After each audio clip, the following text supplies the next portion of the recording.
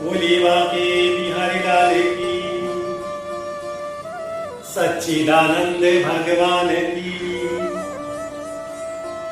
राजा परीक्षित कहते हैं, हे सुखदेव मुनि, भगवान ने अपनी योग माया से मत्स्य अवतार धारण करके बड़ी सुंदर लीला उन्होंने रची।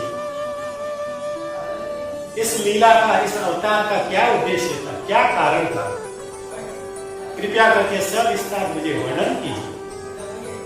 तभी सुखदेव मुनि कहते हैं कि पिछले कल्प के अंत में जब ब्रह्मा जी को नींद आ गई, तब निमित्त नाम का प्रलय हुआ और उस प्रलय के अंदर ब्रह्मा जी के सो जाने के कारण हयग्रीव नाम का एक राक्षस था।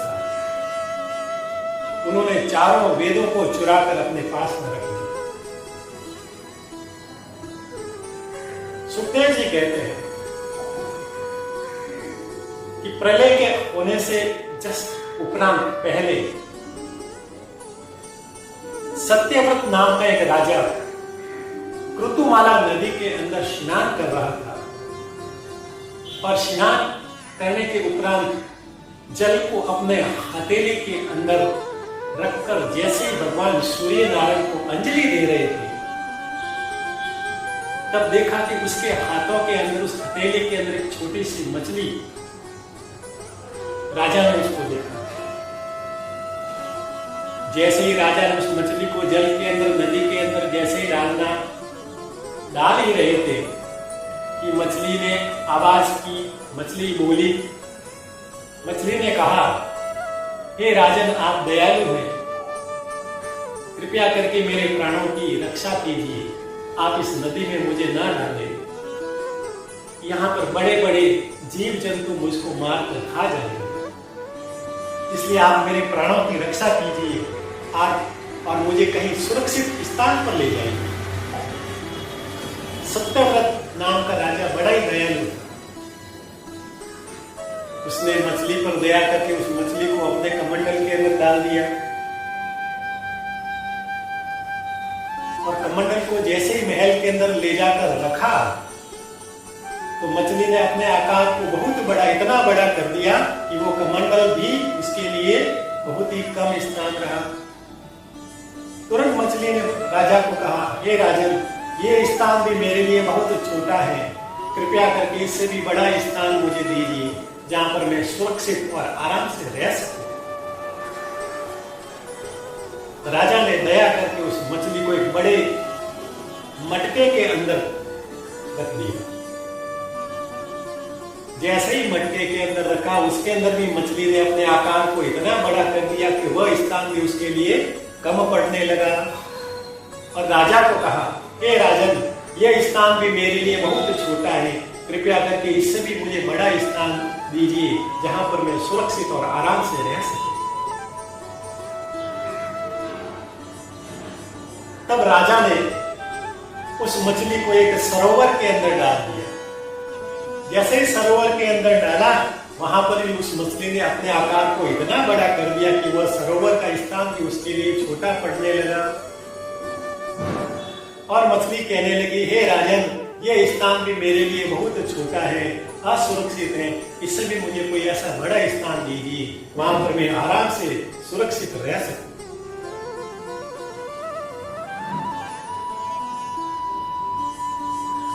तब राजा सत्यव्रत ने उस मछली को समुद्र के अंदर रख दिया।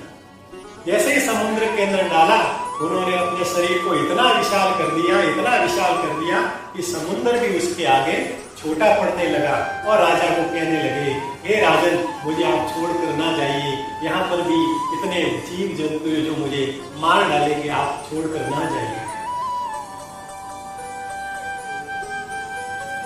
राजा सत्यव्रत ने इतने विशाल और विराट मछली के आकार को देखकर आश्चर्यचकित हो गए और मन ही मन के अंदर सोचने लगे, ऐसी मछली मैंने आज दिन तक कभी ना देखी है, तो इतने कम समय के अंदर इतना बड़ा आकार ले ले, ये कोई साधारण मछली नहीं, ये तो मुझे लगता है कि साक्षात भगवान नारायण है।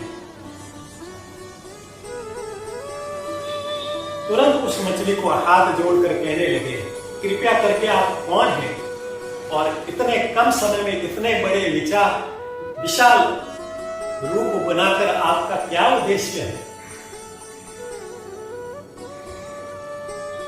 आपने इतना बड़ा आकार क्यों बढ़ाया है? कृपया करके मुझे आप मेरी इस शंका का समाधान कीजिए।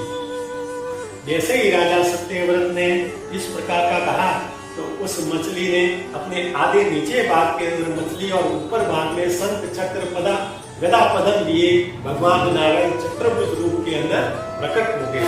बोलिए मत्स्य अवतार की।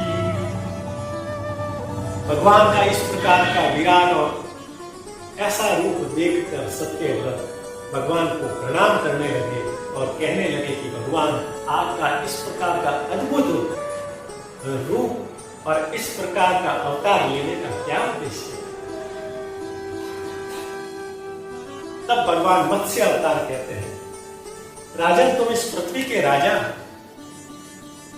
और आने वाले प्रलय और विपदा से तुम बेखबर, अनजान हो। भगवान कहते हैं कि आज से 7वें दिन भयंकर प्रलय आएगा और उस प्रलय के अंदर समस्त पृथ्वी जल के अंदर डूब जाएगी। यदि तुम सावधान नहीं हुए तो ये समस्त पृथ्वी के ऊपर जीव जंतु इत्यादि सबका विनाश हो जाएगा। महाराज ने कहा कि प्रभु, यदि ऐसी बात है तो फिर सृष्टि कैसे बचेगी? भगवान मत्स्य अवतार ने कहा कि घबराओ नहीं, इसीलिए तो मैंने मत्स्य अवतार धारण किया है। बोले मत्स्य भक्ता भगवान की।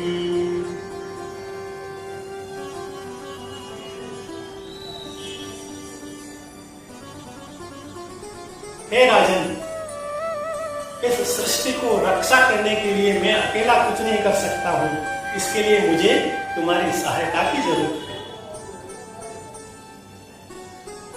राजा ने कहा, प्रभु आप आदेश दीजिए, मेरे लिए क्या आदेश है? मैं आपके हर आदेश की, हर निर्देश की पालना करूं। तब भगवान कहते हैं कि आज से 7वें दिन भयंकर प्रलय आएगा और उस 7 दिन ही तुम्हारे अंदर, 7 दिन के अंदर तुम्हें कुछ काम करने हैं। तुम्हें सबसे पहले तो इस संसार के अंदर जितने भी जीव हैं उन समस्त जीवों के एक एक जोड़े को इकट्ठा करना है। उसके बाद में समस्त पेड़ पौधे औषधि इत्यादि के एक एक बीज को तुम इकट्ठा कर लेना और उसके बाद में एक बहुत बड़ी नौका आएगी और उस नौका के अंदर सबसे पहले सप्त ऋषि को बिठा देना, फिर एक एक जोड़े को तुम बिठा देना और जितने भी पेड़ पौधे औषधि इत्यादि है उन सब के एक एक बीज को उसके अंदर रख देना।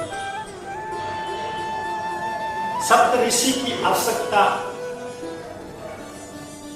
संसार के हर समय होती है जब भगवान संसार का निर्माण करते हैं और संसार का निर्माण करने के बाद जब संसार का विस्तार करते हैं तो इस सप्त ऋषि के द्वारा इस समस्त संसार का, समस्त मनुष्य का विस्तार होता है। हर युग के जब तुम समस्त जीवों को, सप्त ऋषि को और एक एक बीज को तुम उस नौका के अंदर रख लोगे, तब एक वासुकी नाग उसको उस नौका से तुम बांध लेना और दूसरा मेरे इस सींग से बांध लेना और जब तक प्रलय रहेगा, जब तक ब्रह्मा जी की रात रहेगी, मैं उसको उस पूरे के पूरे उस नाव को उस समुद्र के अंदर खींचता रहूंगा, विचरण करता रहूंगा और उस दौरान तुम जो जो प्रश्न पूछोगे, तुम्हारे मन के अंदर जो जो जिज्ञासा होगी, मैं तुम्हारे हर प्रश्न का उत्तर दूंगा। बोलिए भागवत भगवान की। और जब प्रलय समाप्त हो जाएगा तो तुम इस मनु के रूप में सृष्टि पर आओगे और इस बचे हुए समस्त जीवों के जोड़े और औषधि इत्यादि के बीज से इस सृष्टि का पुनः तुम विस्तार करोगे, निर्माण करोगे। ऐसा कहते हुए भगवान मत्स्य अंतर ध्यान हो गए। ठीक 7वें दिन भयंकर मूसलाधार बारिश हुई, वर्षा हुई, मेघ की गर्जना हुई और उनसे धीरे धीरे जितनी भी जो पृथ्वी थी वो सब डूबने लगी। समस्त पृथ्वी जलमग्न हो गई। और उसी समय एक नौका आई और उस नौका के अंदर सबसे पहले सप्त ऋषि को बिठाया गया। उस सप्त ऋषि के बाद में समस्त जितने भी जीव थे उनके एक एक जोड़े को बिठाया गया। और उस जोड़े को जब बिठाने के बाद उसकी गिनती की गई तो वो 84 लाख जोड़े थे।